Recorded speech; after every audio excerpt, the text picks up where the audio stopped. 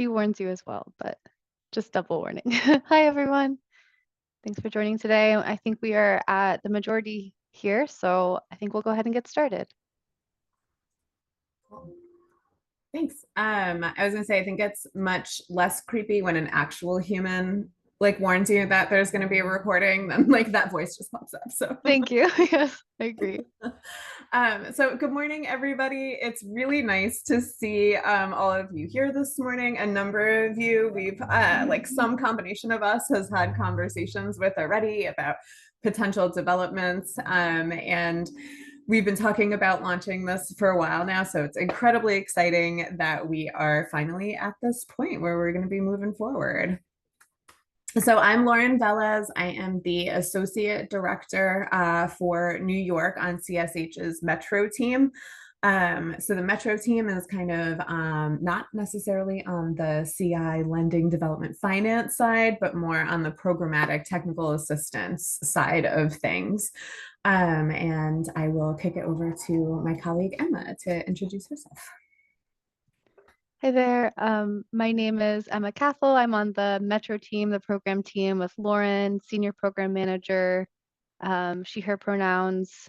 And in a little bit, like at the latter portion of our session during the Q&A session, we'll have additional CSH support from the Mid-Atlantic program technical assistance side. And his name is Liam, also Senior Program Manager. And he has been helping with a lot of institutes throughout the country. So we thought he'd be a great addition during the Q&A session. And now I'll pass it to Karina. Thanks, Emma. For those of you that don't know me, my name is Karina Mehta, and I lead CSH's lending work in New York. So oversee our pipeline development, providing loans to developers who are building supportive housing. It's nice to meet everybody. All right. Also, I have to call out that when I saw Liam listed as additional support, my brain read it as emotional support, which it also is because Liam has such a wealth of experience here. So I'm glad that he'll be able to join us later. Emotionally and programmatically. Yes. Emotionally and otherwise. Yeah. So a couple of just notes on what we'll talk about today. We'll start with, a kind of intro on supportive housing and CSH. We'll talk about an overview of the New York Supportive Housing Institute. We'll say it again later on, but this is our first ever New York Institute. So we're quite excited and quite proud that we've been able to pull this together.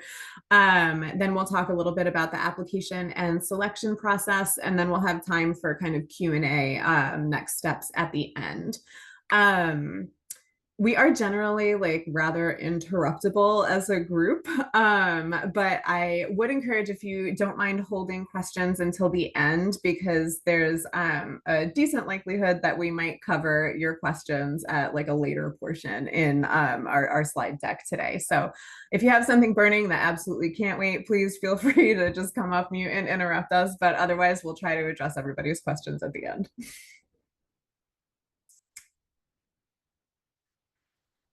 So I think most of you are familiar with CSH, but wanted to just give a little overview of who we are and what we do for anybody that might not be familiar, or for anyone who, it's been a while.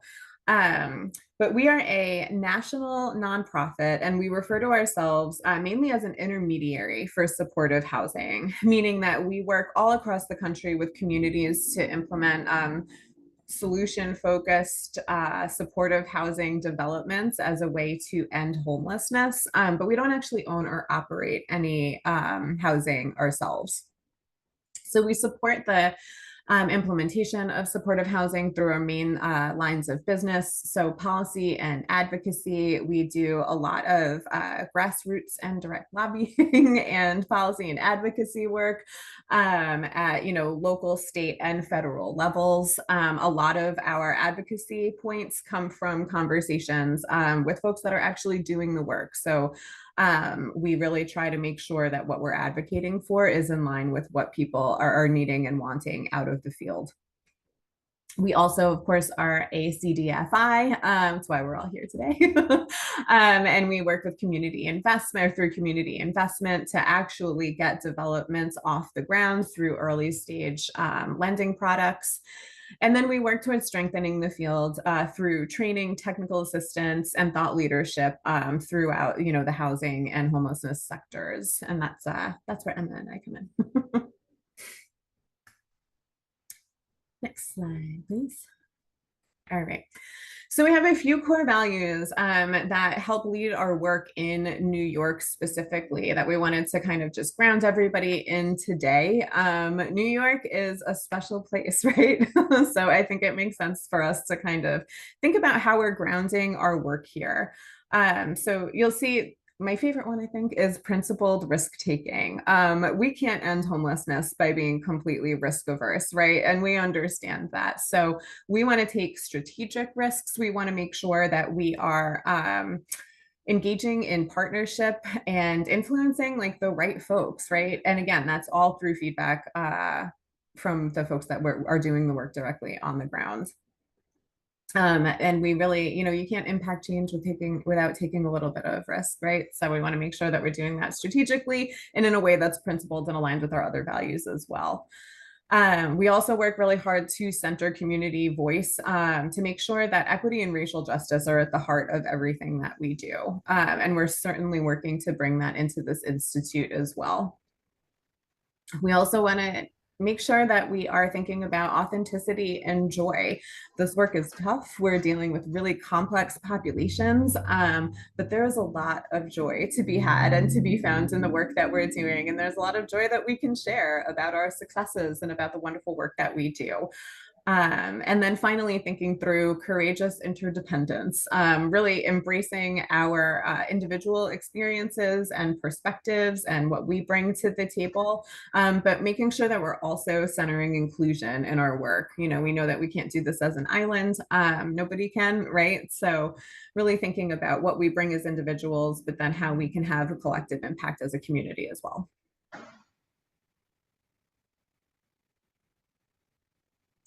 And then just briefly, kind of, what is supportive housing? Why are we all here?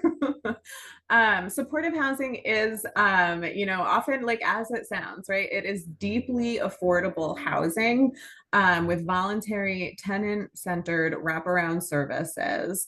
And really that is the crux of supportive housing, making sure that it's affordable to the folks that we're targeting and that we are developing plans and interventions and services and goal plans that are centered around what the tenants want and what their specific and unique needs are. And by creating these kind of wraparound approaches, we've seen that we can really make a dent in impacting long-term homelessness and helping residents use housing as a platform to thrive, right? So we are not looking just to get folks out of crisis and into housing, but really recognizing that housing is that basis that we all need to be able to break cycles and address the root causes of what have led to homelessness in the first place. So really looking at this as the next step where people can not just maintain stability, not just obtain stability, but maintain it and really thrive and improve their overall quality of life. And then noting that supportive housing really helps to break the cycle of homelessness and crisis among folks that are extremely low income, have complex medical and behavioral health challenges, are part of communities that have been historically and systemically oppressed, and who are the highest utilizers of systems like emergency rooms, jails, shelters, hospital, and other crisis services. And that's that cycle that we're working to get folks out of, right? So supportive housing needs and the needs of the folks that we're bringing into housing are really, represent a number of different systems of care. So it's estimated right now that around a little over 1 million folks need supportive housing on a national level. I would even venture a guess that may be a conservative estimate, right?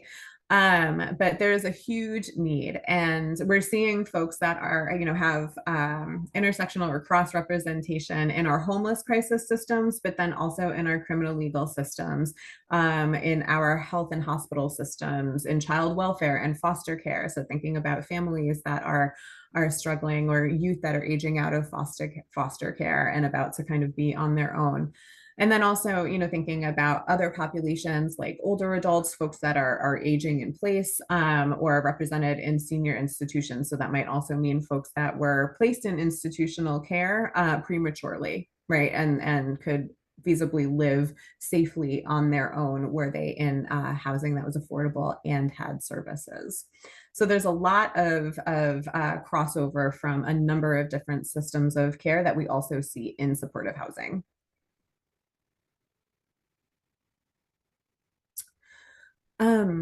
But like, why supportive housing?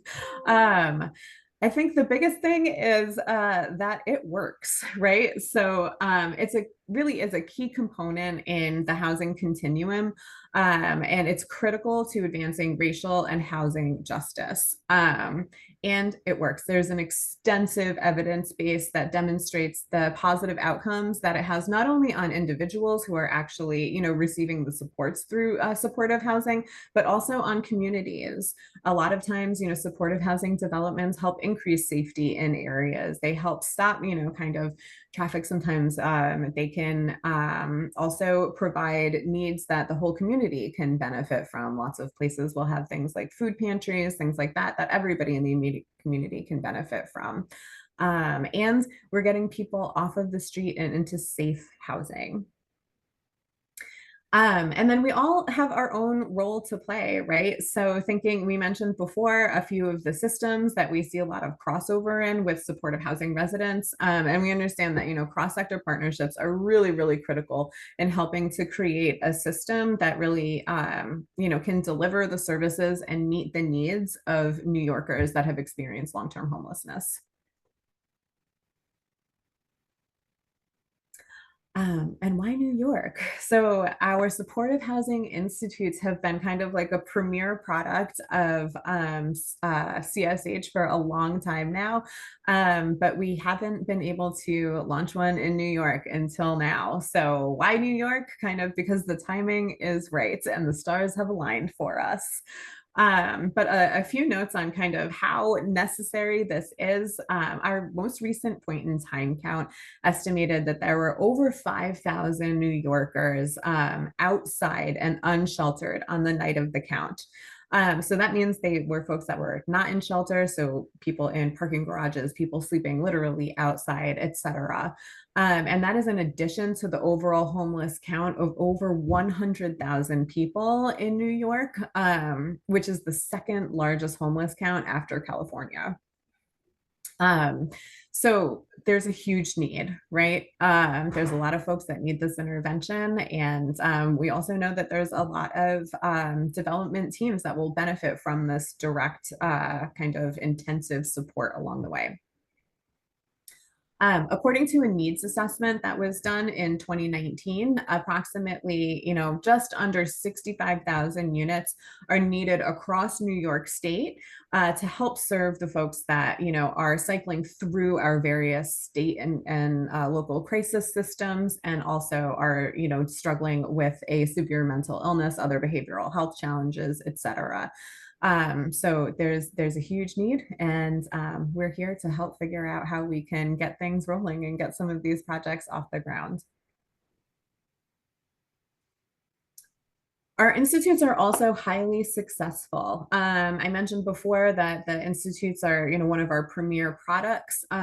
We have done institutes in more than 24 other states and districts. Some of states have built in our supportive housing institutes as a requirement for people to move forward with certain supportive housing developments. So these are well tested, they are well thought out, and we have a success rate that we're really proud of, with graduates experiencing an 80% success rate in bringing projects into operation after going through one of our institutes.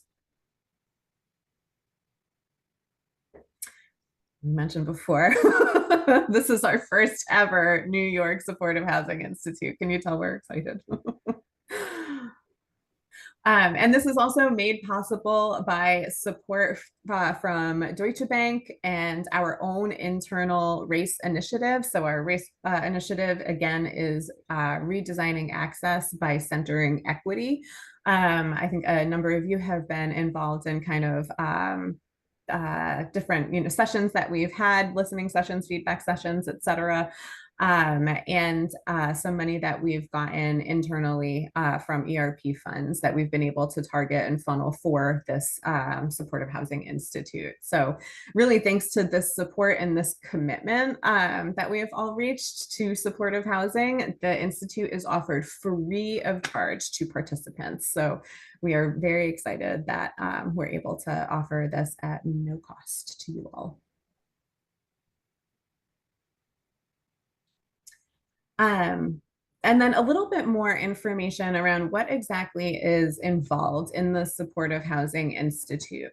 So on the left of the screen, you'll see for kind of developers, property managers, service providers, anyone involved in these teams, is really welcome and will benefit from the Institute. So we want to see, your whole team's represented, and we'll target, information and instruction that will be relevant for all of these different parties.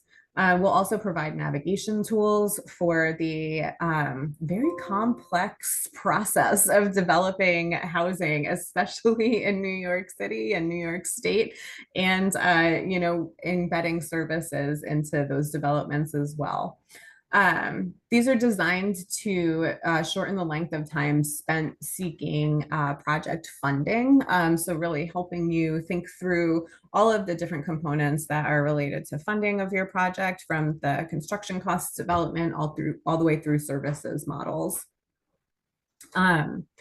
And then we have a signature approach of seeding a quality pipeline of supportive housing. So we've done this for 30 plus years, and we're bringing all of that experience and including a national lens to these institutes. So a lot of lessons learned, a lot of hard-earned knowledge and experience that we will pass on to you all through this institute that will help make your development projects stronger and give you the greatest chance of really success in seeing these things all the way through. And then the Institute includes, intensive capacity building, training, and technical assistance. So we'll have monthly sessions that are inclusive of our entire cohort that would be involved in the Supportive Housing Institute. So there's peer learning, cross-learning, and kind of like more formal instruction, but then also we will offer, individual technical assistance and support for your specific projects as well. And of course, all of our practices are based on, evidence-based models, best practices in the industry, and our quality standards. And with that, I will happily pass this on to my fabulous colleague, Karna. Hi, everyone. So touching on who we're really looking for to participate in the Institute, we're looking for first-time emerging developers of supportive housing who are interested in or have applied for the Empire State Supportive Housing for operating and service subsidy through the Empire State Supportive Housing Initiative. If you'd like more information on that program, chat me, and I'm happy to send you a bit more. But if you are a nonprofit service provider who is new to supportive and permanent housing development and ownership, this is a great opportunity for you. Similar for-profit developers who are looking at their first supportive housing project or are starting to partner with social service providers to explore the process a bit more, this is a great opportunity for folks to get consistent training to help with a specific project. As you can imagine, we're also very excited to bring in joint venture partnerships. So if you're working with someone who's newer to supportive housing, or if you're newer to supportive housing, this is a great opportunity for you to establish your partnership and for CSH to really help and provide that technical assistance along the way. The Institute is open to everybody, but we are specifically encouraging BIPOC-led for-profit developers and service providers to apply. And the criteria are here for you to see. We're looking to see that you meet 2 out of 3 of these criteria, in addition to having, a specific project that you're looking to develop. Next slide. This shouldn't be new to folks that operate supportive housing or services in New York, but this is also not new to anyone who's worked within the ESHI program before, but really looking for projects that uphold the basic principles of what supportive housing development is. So, having leases for all tenants, upholding a housing first model, putting together a comprehensive service plan that's available to everybody that lives in the building. So these are some of the principles that we'll touch upon during the Supportive Housing Institute, and really what we're looking for through the application process when we're looking at projects. Next slide. Team commitment. So as I mentioned before, we are very open to joint venture partnerships. We're looking for teams that may include up to 4 Institute participants. We'll allow for 5 if you're bringing someone with lived expertise on as well. The team, at a minimum, we're looking for a supportive housing service provider and a housing development partner.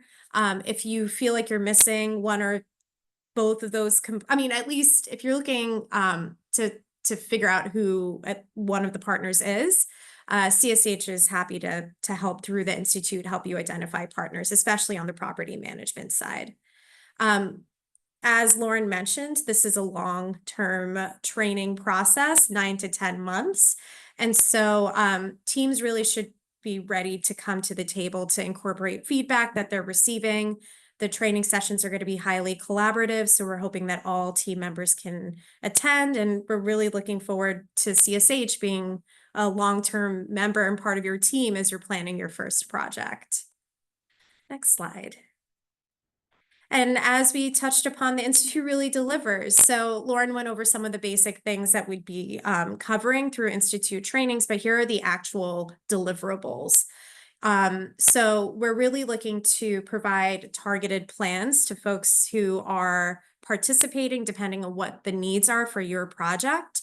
In previous institutes, we've helped folks put together a project plan. We've helped them budget for services and capital financing. We've helped partnerships establish project goals, MOUs, partnership terms, and something that's coming up more and more in New York, community support plans. So this is an idea of some of the basic deliverables that you can expect throughout the course of the 9 to 10 month institute. Next slide. And I will pass it off to Emma. Awesome. Thank you, Karna. So that was some of our expectations of hopefully all members being able to attend, being committed in this institute. But we on the CSH side will also be bringing our commitment and dedication to the cohort, the institute participants. So some of the things you can expect from us is to really promote and foster a collaborative engagement throughout the institute and bring together a powerful network of peers and industry experts in this space. We're excited to hopefully be able to bring about one-on-one mentorship opportunities. And so that is some of the ways that we'll see that take place. We'll also, as we mentioned, bring this library of tools that we have from CSH and in our pocket. We have nationwide tools, and then we'll be compiling the specific localized resources and tools as well to bring to the table.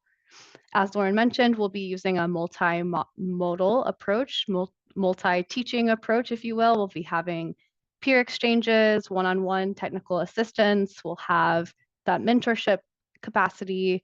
So all these different ways of teaching and learning that hopefully work for all of the team members in the Institute.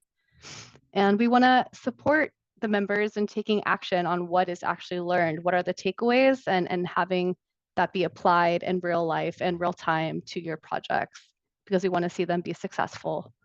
And then we're super excited that we'll have actual capital financial grants, some flexible grants to support your project, and a real financial way. And so I'll actually be talking about the capital grants in just a moment, but we're really excited to meet you all in this way.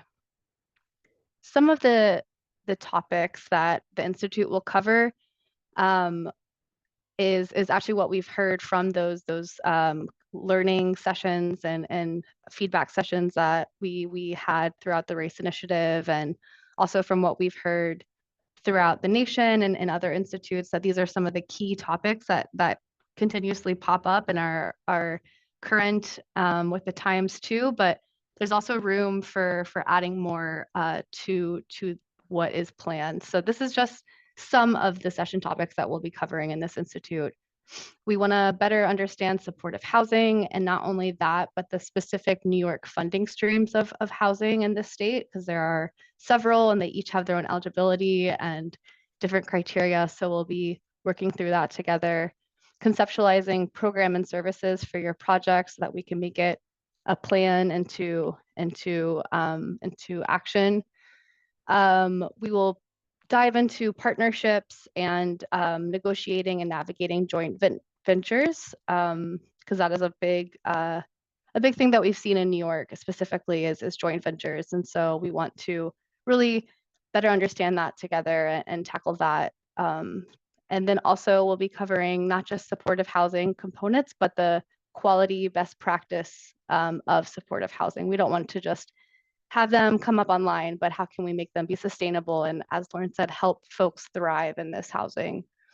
We'll be taking on services and capital budgeting for sure. That'll be a chunky session from what I've heard from other states. We'll be learning about building the community support and building those community plans to ensure success in the first year.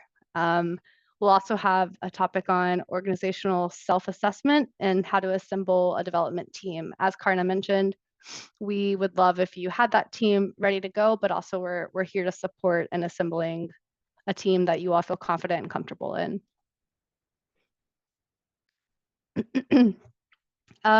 The New York Supportive Housing Institute timeline, sorry, I should have mentioned the SHI is the acronym for Supportive Housing Institute within CSH, so you'll see that throughout the deck, I'm sure. But we're actually kicking off the Institute officially in November. That's when we will know who our members are, who the cohort is, and we will have a kickoff event on Thursday, November 14th in person. If folks are able to make it, you are more than welcome to join us. We'll be having a launch event, and actually this is tagged in with a fundraiser because we are trying to raise even more capital funding, that piece that I mentioned in the previous slide, to have that flexible funding for projects and team members. So November 14th, 55 Broadway, New York, 5:30 to 8 p.m. We hope you can join us, and that is also where we will be aiming to present the cohort if we're able to at that time. And so that'll be kicking off the Institute officially, and it'll run until about September of next year, but we will be nailing down the exact dates together internally, and then as scheduling works for the members, and we'll be nailing down what exactly each of those monthly session topics will be so you can expect them and have them in your calendar. So more to come, please stay tuned. And then we hope to see you on November 14th. And now digging into the application and selection process, the application is up online, publicized since last Monday, and we will be accepting applications until Friday, October 11th, so about a month of time.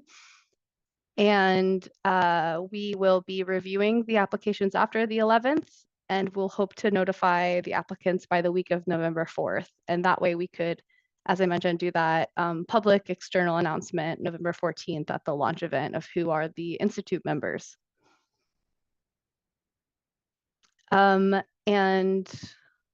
digging into the application, as I mentioned, it is online right now, but I don't want to, do a whole screen share and read the questions with you. We're just doing top level overview of what it entails, what we're looking for. There's 4 different components. The first is to capture team member information. It's really straightforward. Just looking for contact info and some key info about your organizations. And just another reminder to please identify a team leader. And this will be the first page, the first contact member. And this team leader is managing the team, ensuring attendance works for folks in the Institute, serving as a primary contact of that team. And that pretty much it's really straightforward section. So in section 2, it's like a map of details that you would give us, wondering about the project concept. So learning more about the plan you have at this time for your project. Again, we'll be continuing to detail out what this project is together in the Institute. So it's okay if you don't know for sure everything. These are all about potentials and estimates, what you're kind of envisioning for your project. So it's okay if it changes and shifts throughout the Institute. Some of the info that we're looking for in this project concept is an idea of maybe your site location. That would be really great info for us to know which borough even, or which city, because it is a statewide institute that you're thinking of. Specifying if you're imagining a new construction or rehab. I know there are specifications about this for Eastshy, so we'll dig into that further.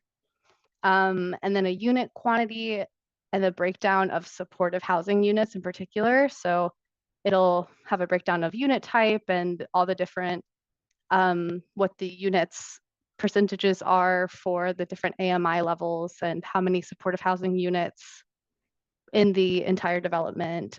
So I'm making it sound more complicated than it is, I think. It's really straightforward, I promise. And then there's a target population section. Okay, so this is, I think, the part that's worth of some explanation, more so than the other two, because they really are straightforward. This is the narrative section. Will probably take the bulk of your time, but I think it is really where we get to know you. We get to know what your values are, what you're envisioning, and what you're bringing and hoping to bring to the Institute. So the narrative section is out of 100 points when we're scoring these application submissions.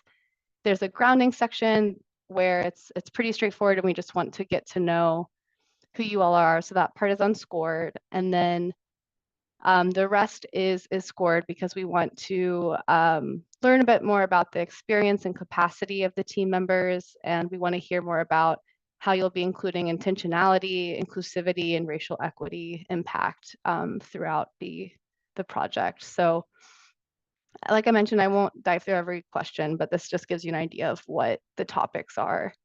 Something else to consider is please provide a short narrative underneath each of the questions. It's a Word document. We did that on purpose, so it's editable. It's super easy just to plug in your answer right under the question. We're asking for the entire narrative responses to not exceed 7 pages. I think where it's at right now is actually 3 pages. So that gives you 4 pages of wiggle room. And when appropriate, we would love to hear more about how you'll be leveraging cross-sector partnerships, because as we mentioned earlier, supportive housing really is about system thinking and system impact. And so wherever you have some partnerships with health, justice, aging, youth sectors, please, et cetera, please let us know. I think that is your like time to shine, you know? And then last but not least, some attachments we're requesting, 2 different attachments. One is the copy of 501c3 tax exemption status. And then this piece is letters of commitment from each of the organizations, not just one of them, but each of the team members. And there are a number of different things that we're asking for to be included in that letter of commitment. So be on the lookout for that and let us know if you have any questions. Excuse me, I'm gonna cough for 1 second. I'm gonna mute.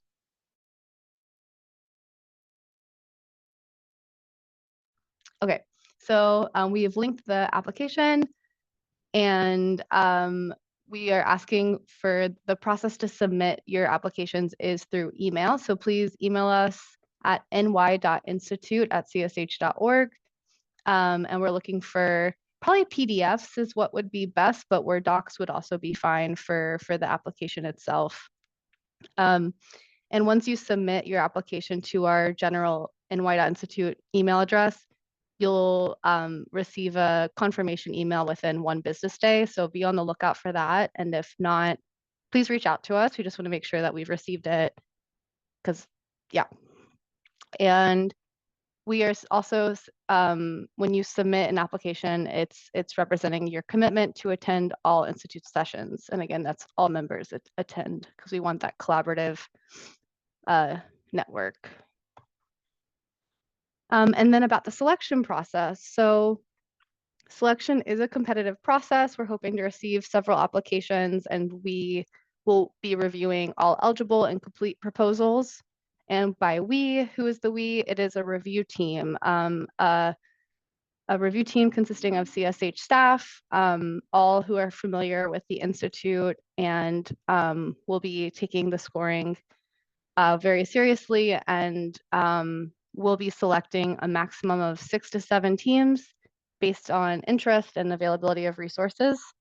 And some tips of what the reviewers will be looking for is obviously making sure that all of the application pieces are complete. And also we are recommending that you include detailed information in your proposals. Please don't assume that the reviewers will know what your project is, what your organization is, because some of them might be from a different region, and so we want to have that in mind as well. Awesome. Okay, so that led us to the question and answer section. I think I'm gonna stop sharing my screen so we can see faces and names. And thank you so much for your attention and checking out our slide deck, and we are excited to answer any questions you might have at this time.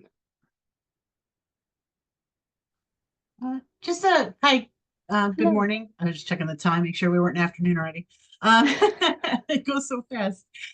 So my name is Melissa Fry. I'm from Heartshare St. Vincent Services. And I was just wondering if you could just expand a little bit on the need for an eShy award to be eligible for the program. Is that a hard requirement?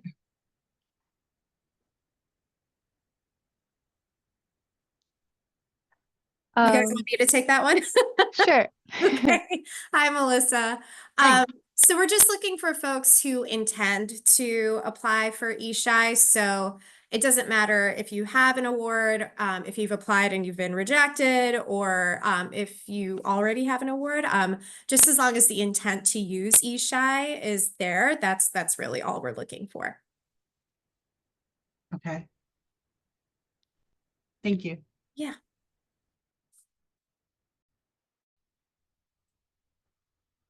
Does that fully answer your question, Melissa, or were you curious about like if you have another funding source, if you'd be eligible, or? Well, I know for some projects, you could consider eShy or maybe 15-15. So, you may not have figured that out yet, but I was just curious if it's only eShy or.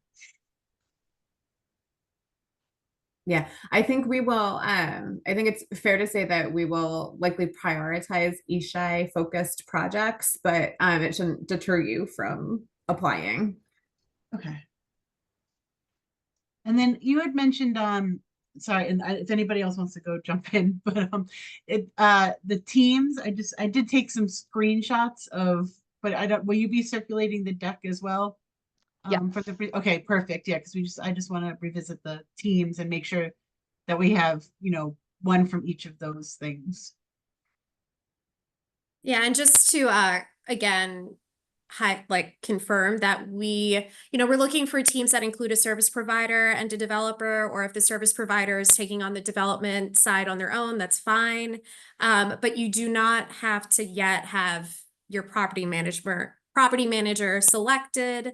That's something that we're definitely equipped to help you put together through the course of the Institute.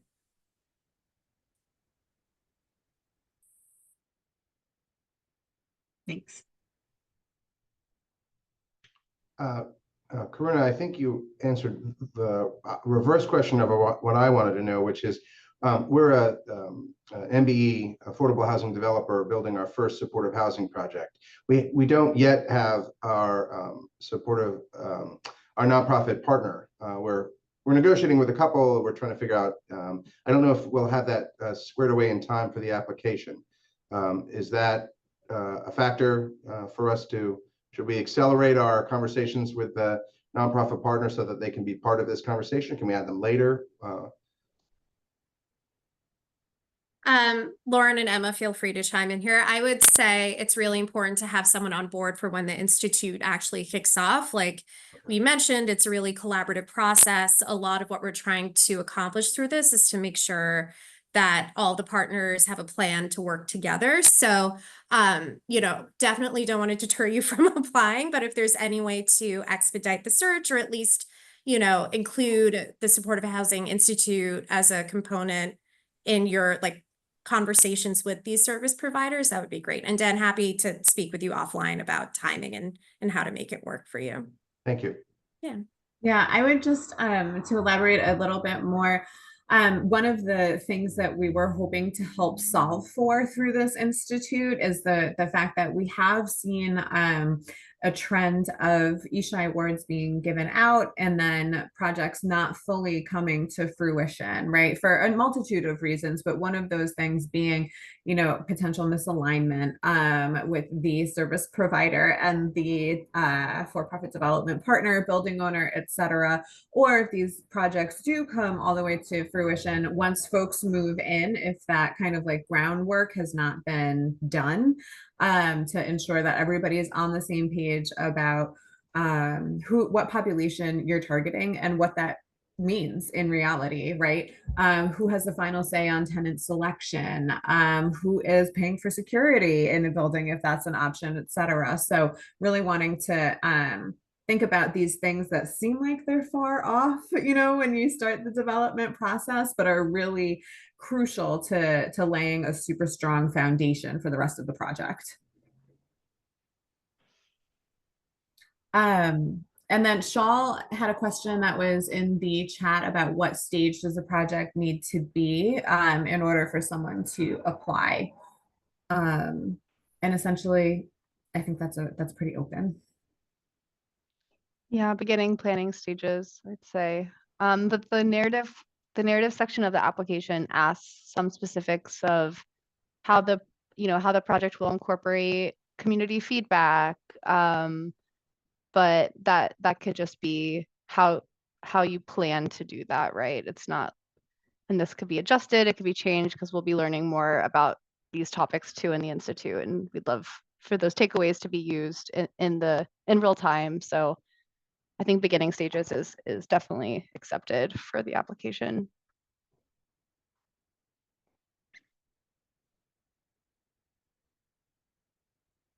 And also, do you anticipate that you'll possibly have participants that are at various stages of development? Because we're doing our very first development project as a nonprofit partner right now. So this institute would be great for us. But there are some things that have already been hashed out but we would benefit from being in the discussions and learning this, as we hope this isn't our first one. So is that okay too, to have be in a various stage of the development process? Yeah, I think that is definitely okay. Also, congratulations on your first development venture. That's very, very exciting.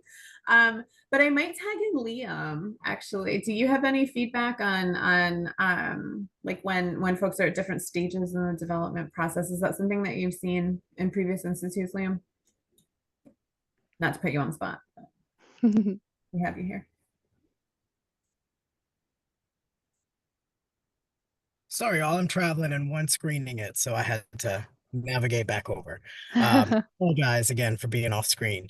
But yeah, honestly, in our previous institutes, we find that it's the most beneficial when we have projects at previous stages of development, because a lot of what we try to do in the institute is rely on peer sharing and peer learning. And so, developing relationships with your other cohort members is a must and definitely helps with the success of projects following the Institute, because then, you know, you have more of a built-in network of peers and supporters and folks who have navigated the same systems that you're likely about to navigate. So yeah, I would say there is an abundance of benefits to having multiple stages of development present.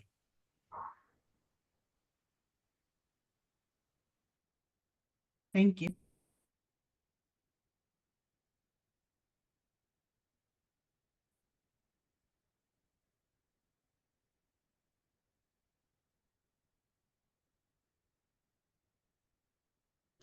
In our follow-up email, I'll definitely be sure to include info on that launch event and fundraiser. So you all have that on your calendars too. You might have already gotten an e-blast from CSH, but just in case you haven't seen that yet.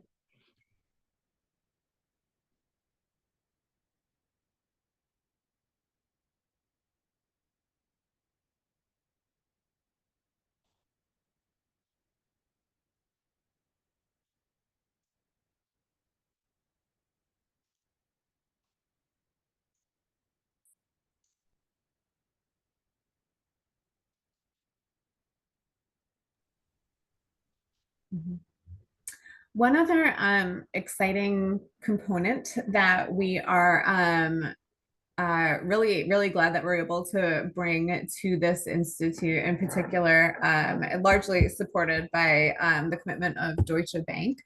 In this endeavor is a mentorship component. So we will be seeking to pair up, in addition to like all of the peer learning that will happen in the cohort, we're looking to pair development teams with an experienced developer that you can also kind of consult with and have access to as part of a like mentorship type program that we'll offer through this institute. So in addition to all of the kind of like core components of the institute with the learning sessions and technical assistance, we'll also have that mentorship piece. And really that's to help build like the network in New York, right?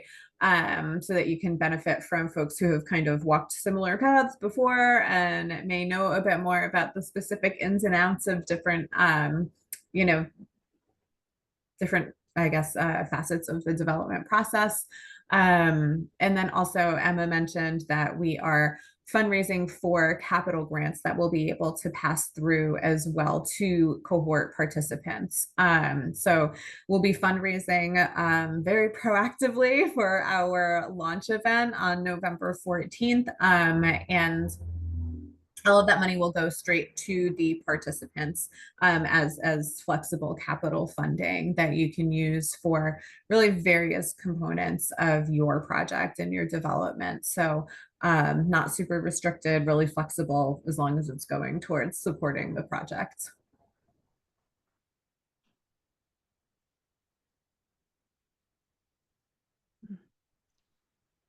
That's a good question. Shaw asked, is the institute only for the supportive housing portion, or is it for the overall development of the project?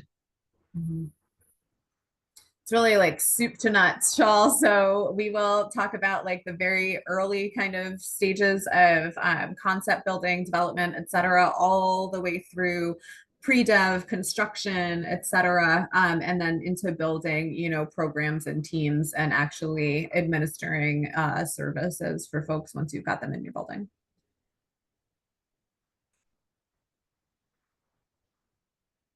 Yeah, I think the phrase that CSH uses is concept to shovel ready. So that's our hope.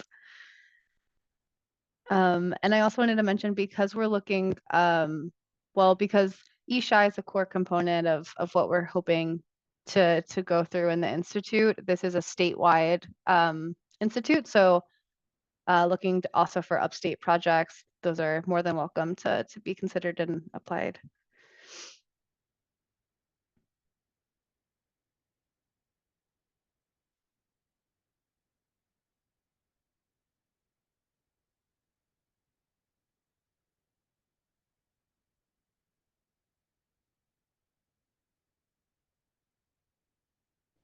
And I will say too, sorry, the majority of the sessions will be virtual, and that is also so that we can have a variety of regions hopefully present in the space. Mhm.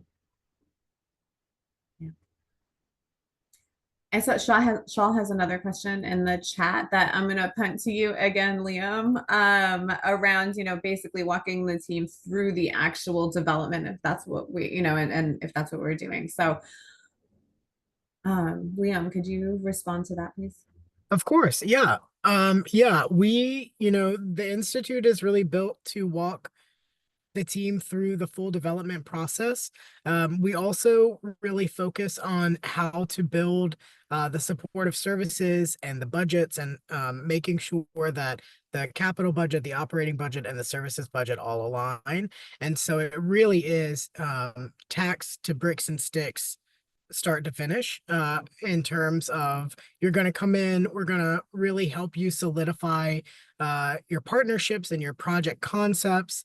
That's very likely to change throughout the institute based on the information, but there are sessions based on development budgets, design, trauma-informed architecture, so all kinds of things to really help you kind of build out your concept throughout. And then, the later part of the institute is going to be more of those harder or tangible items. So that's when we're going to talk to you about loan options and capital financing and gap financing, and all of that fun stuff. And then the end of the institute is really how to operationalize it all. So not only the development piece of it, but also making sure that your development partner is well poised to be compliant with any of your state regulations. A lot of the funding sources may have 20, 30-year compliance periods, and your development partner is going to need to know those and be responsible for upholding a lot of those. And so, we try to make sure that you're prepared for the project development itself, but also for the reality of what the project is going to look like for years to come. I hope that was helpful. Please let me know if there are any more questions. Definitely, thanks, Liam.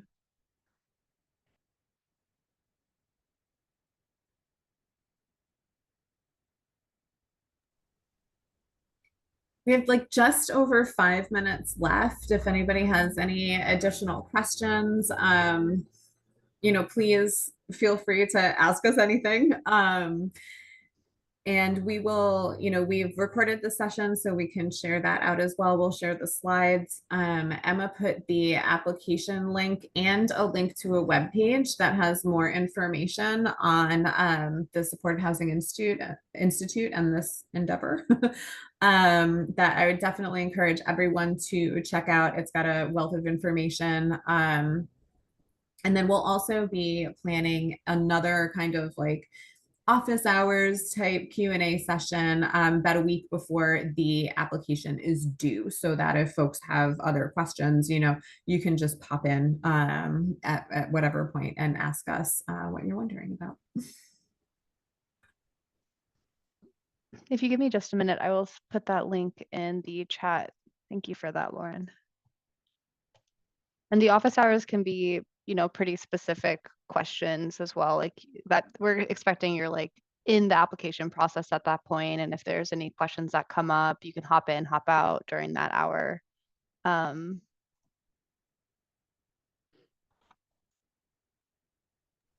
One more question just came through the chat around if you have a startup development nonprofit and you're looking to provide supportive housing, can the same folks provide the supportive services under their other nonprofit if they have years of experience in the social services sector? So I think this is getting at, if you have been providing, community-based services, social services, but not specifically supportive housing, can that team provide the supportive housing services for this new development? And I would say yes. What we would be looking for is just kind of how you are using your experience previously to help inform how you'll deliver services to this population. And another reason that we wanted to focus on Ishai projects was because of the fact that it is more accessible to emerging developers. And that is really who we want to bring into this institute, right? So this is intended for folks that are endeavoring on this maybe for the first time. And understanding that there will be, a a learning curve. That's why we're here to offer that support. But essentially, the short answer is yes, we would just want to know in the application narrative, kind of, if you could speak to how you're going to utilize that experience towards serving this population. And I think it would be beneficial to add to, if you have any other partners that you can tag, if you know anybody that is providing supportive services that could, help advise, et cetera.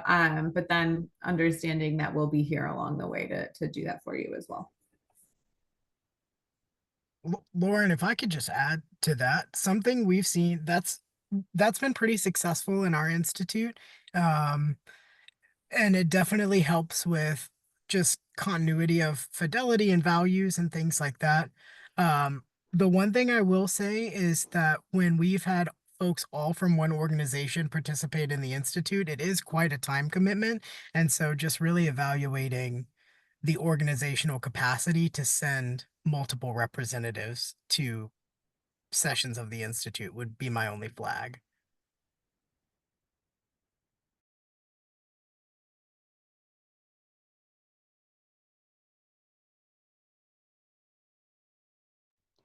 I just put the office hour session in the chat if you want to go ahead and register while it's fresh on your brain and save it on your calendar. That's definitely something I have to do when I'm in these kind of calls. We're so excited that you all came today and are interested in this institute. Can't wait to kick off New York's Shies and many more to come, we hope, after this one.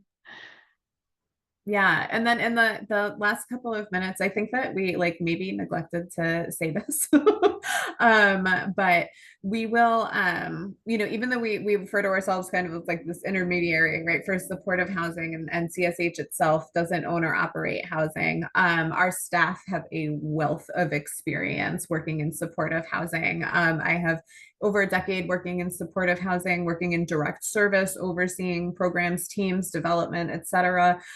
We have a multitude of colleagues nationally. Actually, fun fact, Liam and I are, neither one of us is in Michigan any longer, but Liam and I used to work together in Ann Arbor, Michigan, in supportive housing. So we have, folks on our national team that we'll bring in. So multitude of experience, perspectives, et cetera, that we'll be bringing for your benefit as well.